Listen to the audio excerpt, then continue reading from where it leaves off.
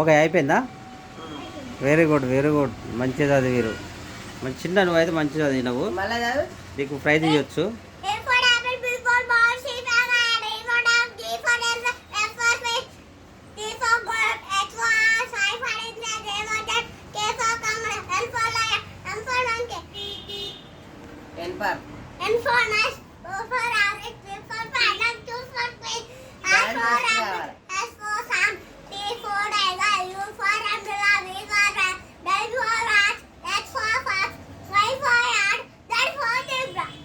Okay very good boys. చూసారా friends ఎంత మంచి చదువుతున్నాడు అబ్బాయి.